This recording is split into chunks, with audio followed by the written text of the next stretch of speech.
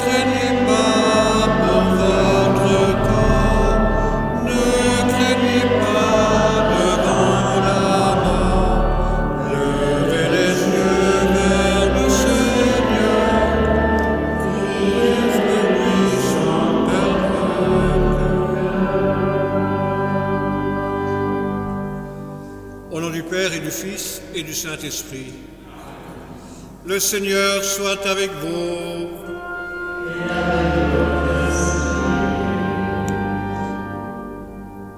Frères et sœurs, vous qui ployez sous le fardeau, qui tombez sur le chemin, ne craignez pas. Ne craignez pas, car voici que le Seigneur vient, il est présent. De belles paroles peut-être, mais c'est au cœur de notre foi. Jésus vient à notre rencontre et il nous mène vers la vie nouvelle.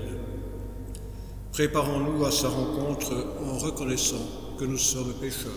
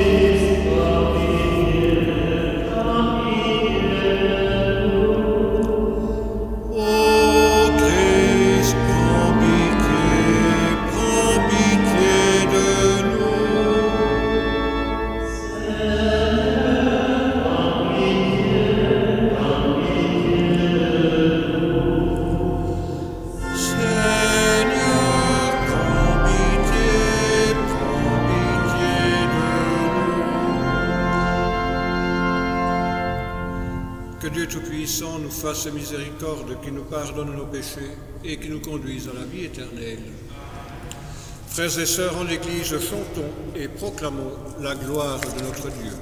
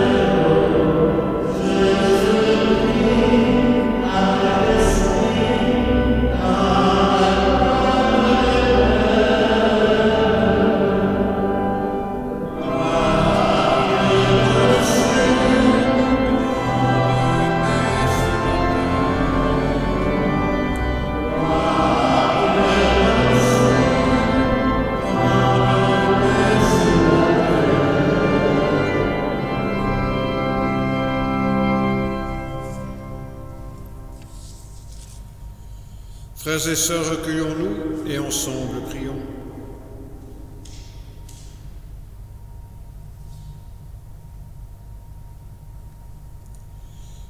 Dans ton amour inlassable, Seigneur, veille sur ta famille.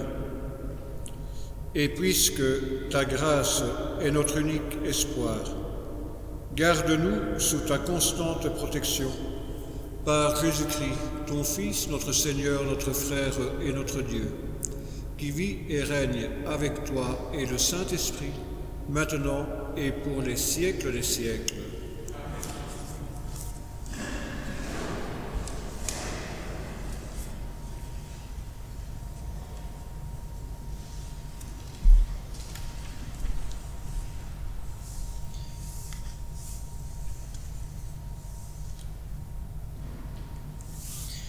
Lecture du livre de Job. Job prit la parole et dit : Vraiment, la vie de l'homme sur la terre est une corvée. Il fait des journées de manœuvre. Comme l'esclave qui désire un peu d'ombre, comme le manœuvre qui attend sa paye depuis des mois, je n'ai en partage que le néant. Je ne compte que des nuits de souffrance. À peine couché, je me dis : quand pourrai-je me lever ? Le soir n'en finit pas, je suis envahi de cauchemars jusqu'à l'aube. Mes jours sont plus rapides que la navette du tisserand. Ils s'achèvent faute de fil. Souviens-toi, Seigneur, ma vie n'est qu'un souffle. Mes yeux ne verront plus le bonheur. Parole du Seigneur. Nous rendons grâce à Dieu.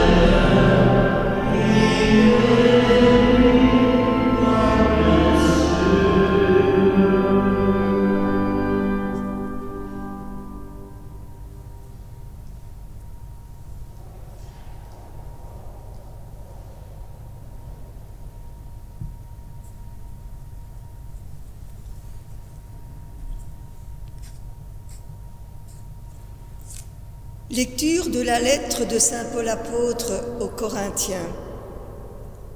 Frères, annoncer l'Évangile, ce n'est pas là pour moi un motif de fierté, c'est une nécessité qui s'impose à moi. Malheur à moi si je n'annonçais pas l'Évangile.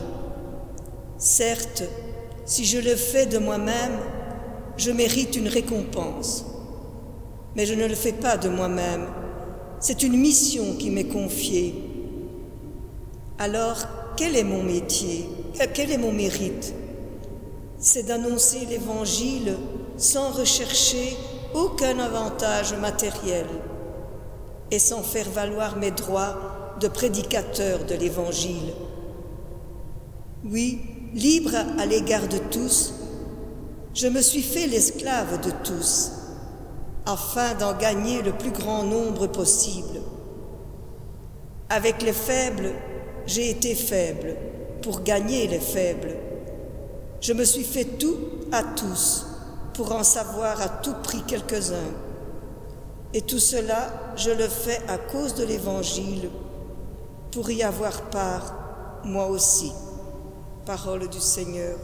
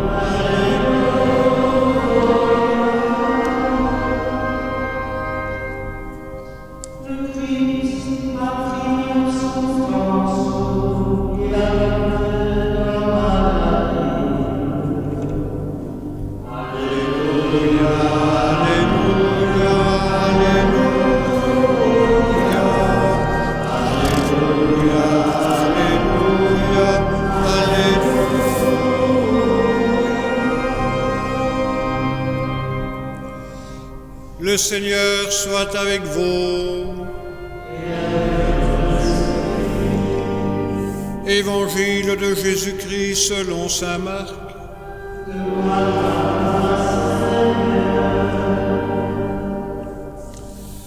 En ce temps-là, aussitôt sorti de la synagogue de Capharnaüm, Jésus et ses disciples allèrent avec Jacques et Jean dans la maison de Simon et d'André. Or, la belle-mère de Simon était au lit. Elle avait de la fièvre. Aussitôt, on parla à Jésus de la malade. Jésus s'approcha, la saisit par la main et la fit lever. La fièvre la quitta et elle les servait. Le soir venu, après le coucher du soleil, on lui amenait tous ceux qui étaient atteints d'un mal ou possédés par des démons. La ville entière se pressait à la porte. Il guérit beaucoup de gens atteints de toutes sortes de maladies, et il expulsa beaucoup de démons. Il empêchait les démons de parler parce qu'ils savaient, eux, qui il était. Le lendemain, Jésus se leva bien avant l'aube. Il sortit et se rendit dans un endroit désert. Et là, il priait.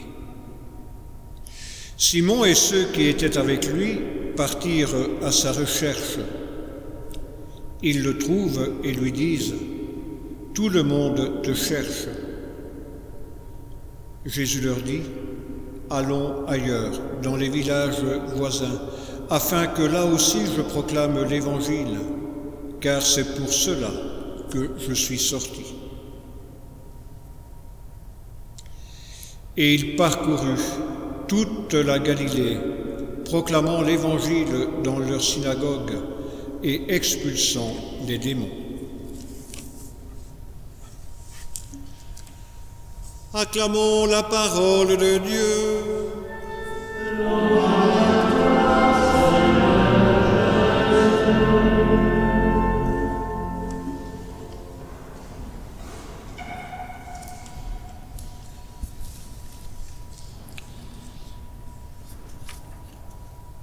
Frères et sœurs, voilà un an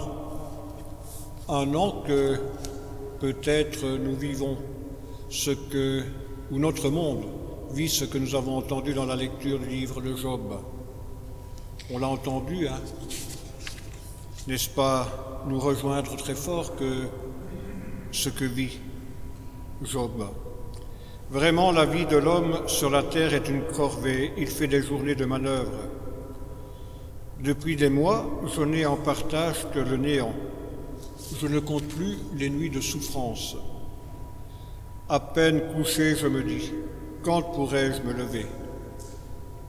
Le soir n'en finit pas, je suis envahi de cauchemars jusqu'à l'aube. Mes jours sont plus rapides que la navette du tisserand, ils s'achèvent faute de fil. En méditant sur ces paroles, frères et sœurs, cette semaine, je n'ai pu m'empêcher de voir les images de celles et de ceux que nous avons peut-être connus, que nous connaissons encore et qui sont passés par cette maladie qui nous envahit toutes et tous depuis 1 an. Des personnes que nous connaissons et qui sont toujours en hôpital, des personnes que nous avons connues et qui, à cause de cette maladie, ont rejoint le Père dans des circonstances souvent très difficiles. Je ne peux non plus m'empêcher de penser à tout ce corps médical qui, jour après jour, lutte. Je ne peux non plus penser à toutes celles et à tous ceux qui vivent des situations dramatiques parce qu'ils perdent leur travail ou l'ont perdu, parce qu'ils perdent leur emploi, leur entreprise, leur commerce. Tout cela qui fait la vie normale? Non, mais qui fait le quotidien de nos vécus. Et puis, je me dis, tiens, quelle est, non pas la réponse, quelle est, non pas la solution que nous, chrétiens, nous apportons, mais quel est le témoignage que nous rendons à la bonne nouvelle qui est la nôtre? Nous avons entendu Saint Paul qui dit « Je n'ai pas un métier, quoique, il en a plusieurs, Saint Paul, mais en homme libre, j'ai reçu une mission, celle d'annoncer l'Évangile, celle d'annoncer envers et contre tous cette bonne nouvelle que j'ai reçue un jour sur un chemin d'inespérance. Un jour sur un chemin vers Damas, alors que je devais tuer, que je devais emprisonner, que je devais ramener dans le bon chemin des frères, des sœurs qui avaient suivi quelqu'un qu'on considérait comme un blasphémateur. Un jour, ce quelqu'un m'a saisi. Il m'a pris là où j'étais. Et je n'ai pas d'autre mérite que d'annoncer cette bonne nouvelle. Et je le fais en homme libre. Pour comprendre cette parole, frères et sœurs, il faut peut-être retracer un peu l'histoire. À l'époque de Paul, les esclaves travaillent et ne sont pas payés. Seuls les hommes libres comme Paul est un citoyen romain, il est libre. Paul pourrait avoir un salaire. Eh bien non, il se considère comme son maître. Dans une autre lettre, dans un autre passage, aux Philippiens, il dira « Celui qui avait tout a pris la condition de serviteur, a pris la condition d'esclave, pour montrer jusqu'où allait l'amour qu'il avait pour chacune et chacun d'entre nous. » Paul a une mission, annoncer un évangile, annoncer une bonne nouvelle. Quelle est notre mission à nous, frères et sœurs, sinon aussi annoncer cette bonne nouvelle, mais quelle est-elle cette bonne nouvelle? Parce que, avouons quand même, entre nous, même si on est regardé par quelques-uns à travers YouTube ou à travers Facebook, on est un peu démunis, non? Où est-il notre bon Dieu? J'entends ça parfois. Ça va de pis en pis, mais le bon Dieu ne va pas agir, on ne voit pas le bon Dieu agir. Alors, frères et sœurs, que l'action de Dieu, je l'ai juste au-dessus de ma tête ici. Alors que l'action de Dieu, je l'ai juste devant moi ici. Alors que l'action de Dieu, nous allons la partager bientôt. Ce Jésus de Nazareth qui vient, qu'est-ce qu'il fait? Il fait le miracle? Non. Il fait de grandes promesses? Non. Il est quelqu'un qui montre un chemin de vie, un chemin d'espérance, un chemin de résurrection, un chemin de relevailles. La semaine dernière, dans la synagogue de Nazareth, de Capharnaüm, dans cette synagogue, il y a quelqu'un qui est malade, qui est possédé par un esprit mauvais. Sort de cet homme, et cet homme est remis debout. Mais taisez-vous, vous les esprits mauvais, taisez-vous. Ne dites pas qui je suis. Aujourd'hui, sortant de cette synagogue, il va chez Simon-Pierre. La belle-mère de Simon est malade. On lui dit, la belle-mère de Simon est malade. Il va la trouver, il la remet debout. Des esprits mauvais, une maladie, c'est pas la même chose. Mais si la bonne nouvelle est présente au milieu de nous, frères et sœurs, c'est donc qu'elle agit pour donner une vie, pour relever à travers une foi personnelle, mais aussi à travers la demande que ses disciples lui font. La personne est malade. Va la trouver si tu le veux. On ne te dit pas de faire un miracle, mais va la trouver. Et puis, le soir tombé, on lui amène toutes sortes de malades. On lui amène toutes sortes de malades. On lui amène toutes sortes de possédés. Il agit. Et puis il se met à l'écart. Alors, frères et sœurs, devrions-nous attendre que le bon Dieu sorte une main du ciel pour nous relever? Ou ne sommes-nous pas, nous, par notre baptême, par notre mission de disciples, celles et ceux qui avons à tendre une main?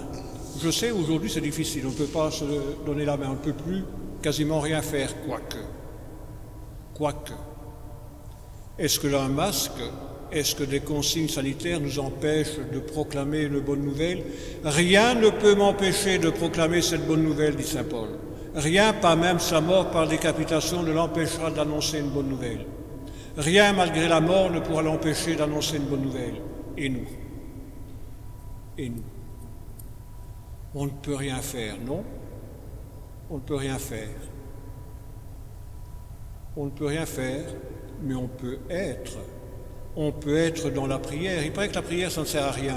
Mais la prière, frères et sœurs, quand elle met en route, quand elle tend une main, quand elle passe une main par une parole sur un visage, dans une rencontre même masquée, cette prière qui se fait action, qui se fait présence, qui se fait volonté de fraternité au cœur de ce monde qu'on ne reconnaît plus, elle devient agissante et devient témoin de cette bonne nouvelle qui nous rassemble.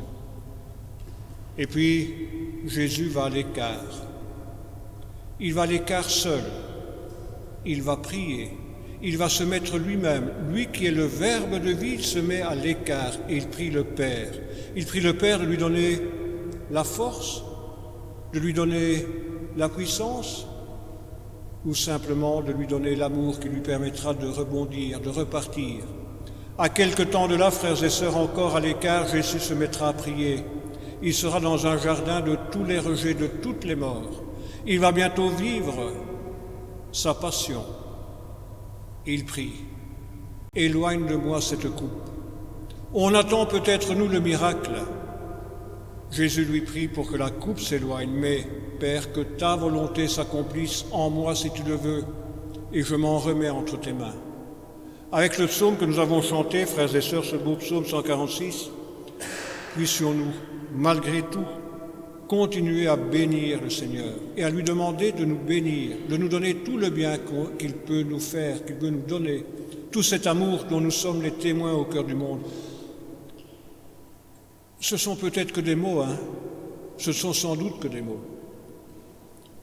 Mais la force des mots, frères et sœurs, quand ces mots deviennent nous, quand ces mots deviennent fraternité, quand ces mots deviennent solidarité, quand ces mots deviennent amour. Oh, on sait qu'avec des mots, on peut tuer quelqu'un. Tu n'es jamais qu'un pourri. Tu n'es jamais qu'un mauvais. Ça peut tuer un mot. Mais un mot, frères et sœurs, peut devenir une réalité humaine, d'abord, chrétienne, ensuite. Tu es mon frère. Je n'ai rien. Le même Pierre qui dira ça à un moment donné à ce handicapé de la belle porte du temple. Je n'ai rien. Rien du tout. Je ne peux rien te donner. Je ne peux pas faire de miracle dans ce monde qui est condamné par la pandémie à rester confiné. Je ne peux rien. Mais ce que j'ai, je te le donne. Au nom de Jésus-Christ, lève-toi et marche. Il n'y a pas de miracle là-dedans. Il n'y a pas de promesse incroyable là-dedans. Il y a une présence. aussitôt il y a une présence au cœur de la vie, au cœur du monde, qui va montrer et qui montre que par-delà toutes les morts, il y a une vie, qu'au cœur même de la souffrance, au cœur même de la mort, au cœur même des rejets, il y a toujours une place pour autre chose. On ne peut rien faire quand vous rentrerez chez vous, quand nous rentrerons chez nous, celles et ceux que nous allons rencontrer. Est-ce que nous allons être pour eux témoins de cette bonne nouvelle, de cet évangile qui nous entraîne à toujours nous dépasser nous-mêmes? Ce n'est pas possible. N'ayons pas peur de contempler ce Seigneur dans la prière, frères et sœurs, ce Seigneur qui meurt un jour de notre temps sur une croix. Tout est fini en apparence. Tout est condamné en apparence. Mais par-delà les 3 jours, par-delà un temps peut-être infini, par-delà le temps d'un moment, ce Christ-là, ce Jésus-là est remis debout, vivant, au cœur des ténèbres. Au cœur des ténèbres, une lumière jaillit. Va annoncer à tes frères que rien n'est jamais définitif, que rien n'est jamais fermé par une porte de la mort. Je suis avec toi tous les jours, jusqu'à la fin des temps. Un évangile, une bonne nouvelle, dont nous sommes les témoins, dont nous sommes non pas les acteurs, mais les serviteurs, pour que le monde ait avec le Christ et par le Christ la vie, et la vie en abondance. Amen.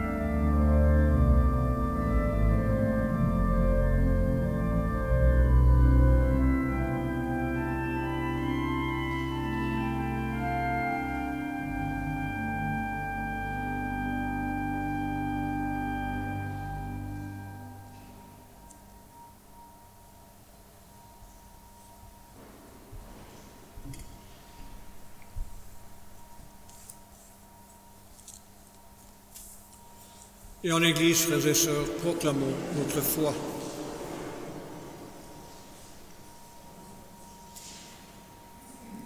Je crois en Dieu, le Père Tout-Puissant, Créateur du ciel et de la terre, et en Jésus-Christ, son Fils unique, notre Seigneur, qui a été conçu du Saint-Esprit, est né de la Vierge Marie, a souffert sous Ponce Pilate, a été crucifié, est mort et a été enseveli, est descendu aux enfers, le 3e jour est ressuscité des morts, est monté aux cieux, est assis à la droite de Dieu le Père Tout-Puissant, d'où il viendra juger les vivants et les morts. Je crois en l'Esprit Saint, à la Sainte Église catholique, à la communion des saints, à la rémission des péchés, à la résurrection de la chair, à la vie éternelle. Amen. Frères et sœurs bien-aimés, le Christ a manifesté qu'il est le Sauveur en guérissant les malades et en annonçant l'Évangile à toutes et à tous. Adressons-lui nos prières pour le monde d'aujourd'hui.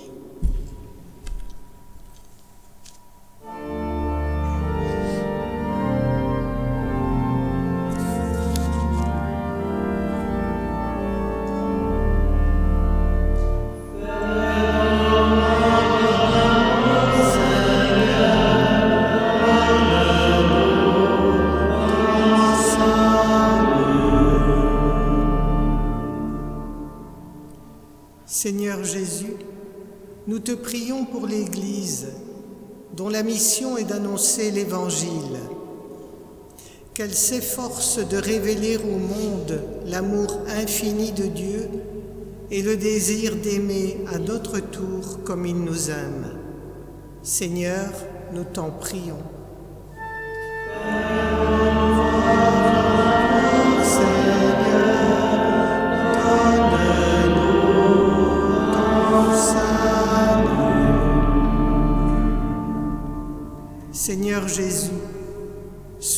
Souviens-toi de celles et ceux qui sont dans la détresse et ont perdu tout espoir. Qu'ils trouvent sur leur chemin des frères et des sœurs qui soient signes de ta présence aimante.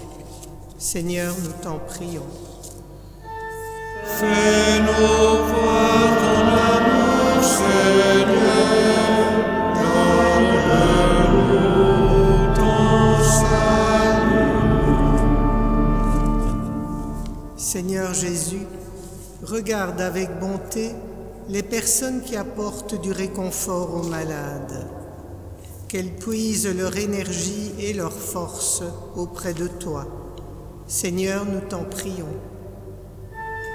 Fais-nous voir ton amour, Seigneur, donne-nous ton salut. Seigneur Jésus, nous te prions pour notre communauté, qu'elle trouve sa joie dans l'annonce de la bonne nouvelle.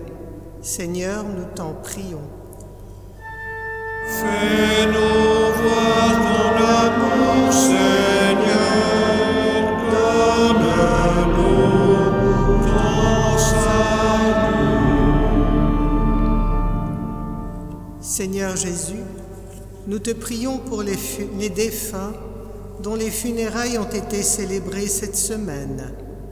Arthur de Coman, Fiore Picardo, Christian Michaud, Assunta Parella, Domenico Carbonaro, Salvatore Amico. Qu'ils trouvent le repos et la paix auprès de toi. Seigneur, nous t'en prions. Fais-nous voir ton amour, Seigneur, donne-nous ton salut.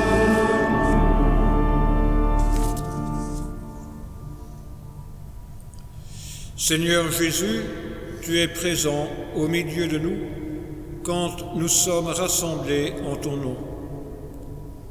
Écoute nos prières et daigne les exaucer, toi qui es le sauveur de toutes et de tous. Amen.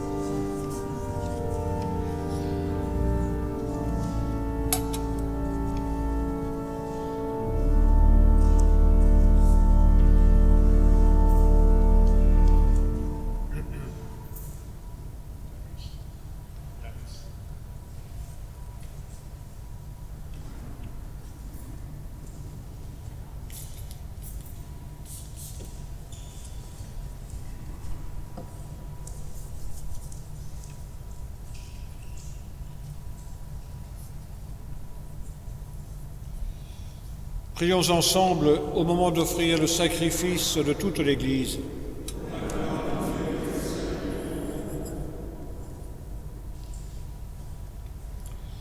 Seigneur notre Dieu, tu as voulu choisir dans ta création le pain et le vin, qui refont chaque jour nos forces. Fais qu'ils deviennent aussi pour nous le sacrement de la vie éternelle, par Jésus, ton Fils, notre Seigneur. Le Seigneur soit avec vous. Élevons notre cœur. Rendons grâce au Seigneur notre Dieu.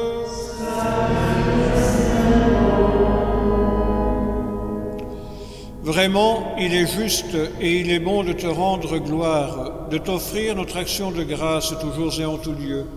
À toi, Dieu fidèle, Père des miséricordes. Car tu nous as donné ton Fils, Jésus le Christ, notre Seigneur et notre frère. Il a manifesté son amour pour les petits et les pauvres, les malades et les pécheurs.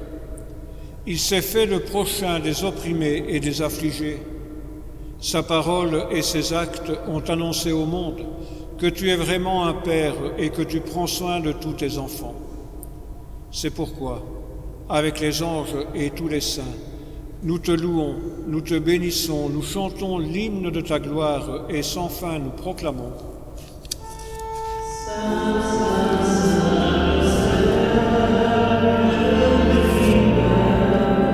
Le ciel et la terre sont remplis de ta gloire. Hosanna au plus haut des cieux. Béni soit celui qui vient au nom du Seigneur.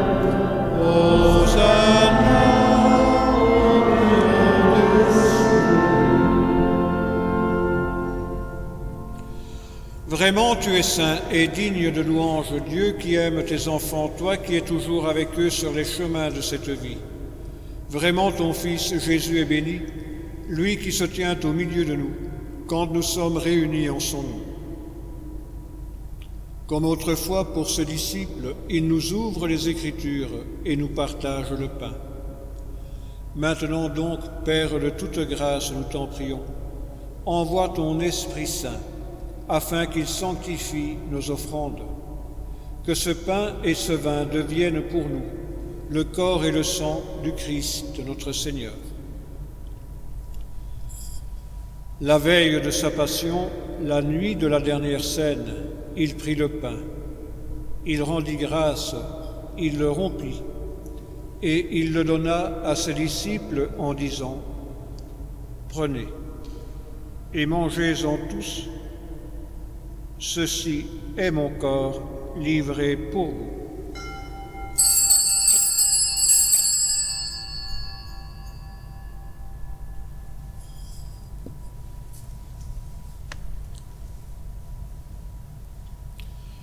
De même, à la fin du repas, il prit la coupe.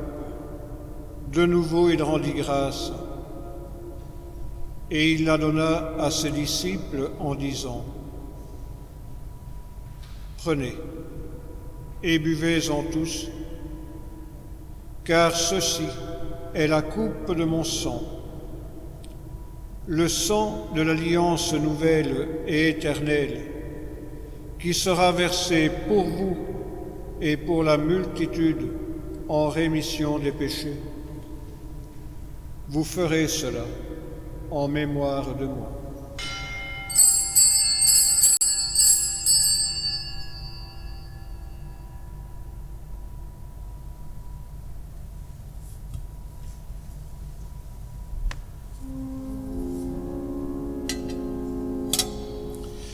Quand nous mangeons ce pain et buvons à cette coupe, nous célébrons le mystère de la foi.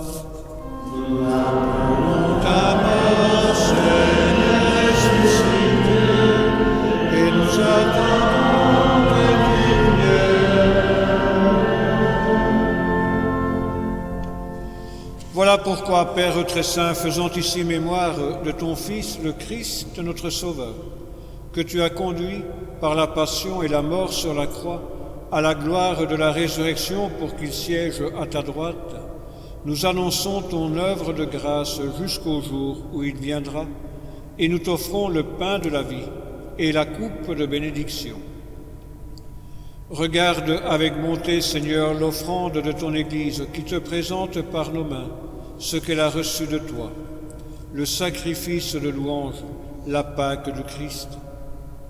Que la force de ton esprit fasse de nous, dès maintenant et pour toujours, les membres de ton Fils ressuscité par notre communion à son corps et à son sang. Seigneur, fais grandir ton Église dans la foi et la charité, en union avec le pape François et Guy, notre évêque, avec l'ensemble des évêques, les prêtres, les diacres et tout le peuple qui t'appartient. Ouvre nos yeux à toute détresse, inspire-nous la parole et le geste qui conviennent pour soutenir notre prochain dans la peine ou dans l'épreuve. Donne-nous de le servir avec un cœur sincère, selon l'exemple et la parole du Christ lui-même. Fais de ton Église un lieu de vérité et de liberté, un lieu de justice et de paix, pour que l'humanité tout entière renaisse à l'espérance.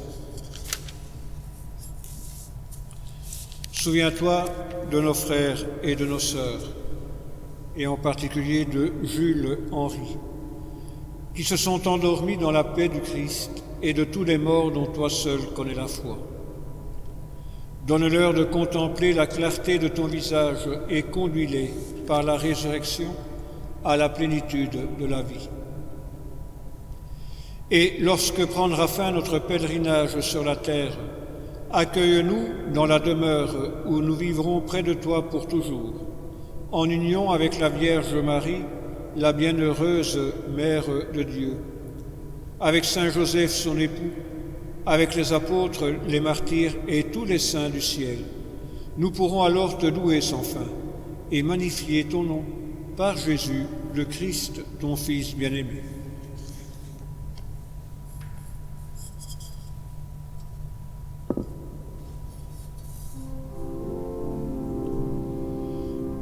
Par lui, avec lui, en lui. À toi, Dieu le Père Tout-Puissant, dans l'unité du Saint-Esprit, tout honneur et toute gloire pour les siècles des siècles.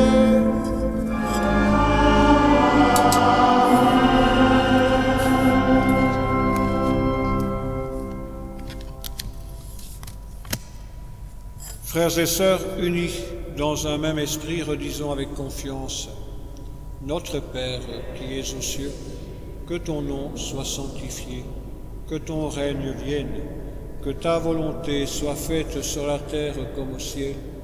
Donne-nous aujourd'hui notre pain de ce jour. Pardonne-nous nos offenses, comme nous pardonnons aussi à ceux qui nous ont offensés. Et ne nous laisse pas entrer en tentation, mais délivre-nous du mal. Délivre-nous de tout mal, Seigneur, et donne la paix à notre temps par ta miséricorde. Libère-nous du péché, rassure-nous devant les épreuves, en cette vie où nous espérons le bonheur que tu promets et l'avènement de Jésus-Christ notre Sauveur. Le règne, la puissance et la gloire pour les siècles des siècles. Seigneur Jésus-Christ, tu as dit à tes apôtres: je vous laisse la paix, je vous donne ma paix. Mais ce n'est pas à votre manière que je vous la donne. Ne regarde pas nos péchés, mais la foi de ton Église. Pour que ta volonté s'accomplisse, donne-lui toujours cette paix et conduis-la vers l'unité parfaite, toi qui règnes pour les siècles des siècles. Que la paix du Seigneur soit toujours avec vous.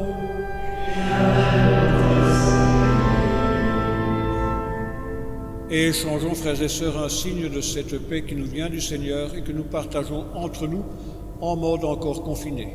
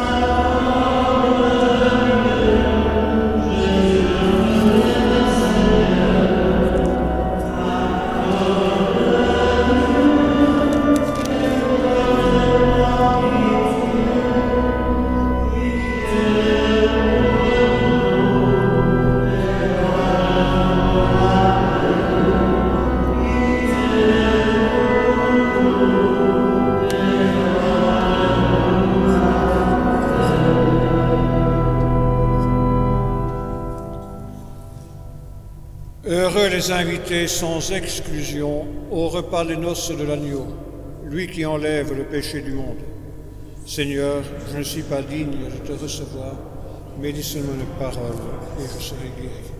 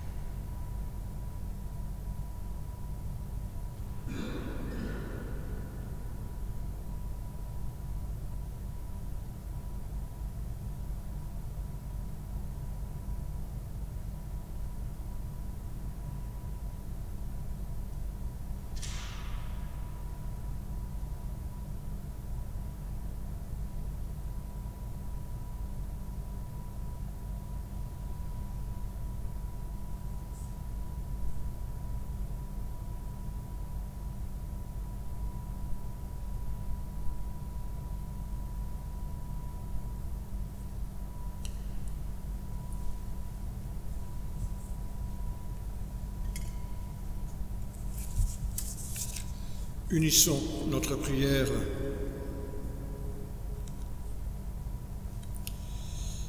Tu as voulu, Seigneur, que nous partagions un même pain et que nous buvions à la même coupe. Accorde-nous de vivre tellement unis dans le Christ que nous portions du fruit pour le salut du monde. Par Jésus, ton Fils, notre Seigneur. Amen. Après la bénédiction, nous prierons avec Marie. Prenez bien soin de vous et n'oubliez pas de remettre une couche. Non pas, ça vous l'avez déjà, mais une couche puisque le froid arrive, paraît-il. Et mesdames, messieurs, si vous avez la chance d'avoir un rendez-vous chez la coiffeuse ou chez le coiffeur, faites attention quand vous sortez de ne pas attraper froid, parce qu'on prend les habitudes avec le... Mais faites attention. Allez, petit à petit, on reprendra goût à la vie. Et on a déjà goût à la vie puisque le Seigneur nous accompagne. Ça, n'oublions quand même pas. Et soutenons-nous les uns les autres et soutenons celles et ceux qui en ont encore plus besoin que nous.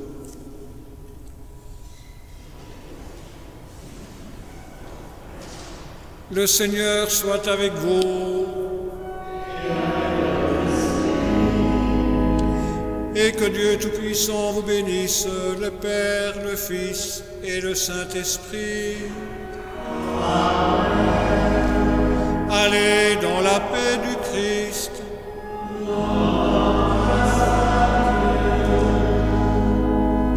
Bon dimanche à toutes et à tous.